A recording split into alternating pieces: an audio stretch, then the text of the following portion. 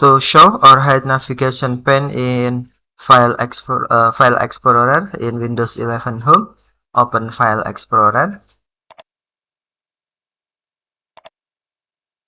and then click or tap View, select Show, and then on navigation pane, check to enable or to show or uncheck to hide. Check to show or uncheck to hide.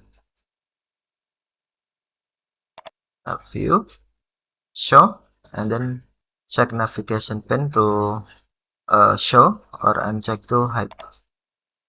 Okay, you can see navigation pane in here.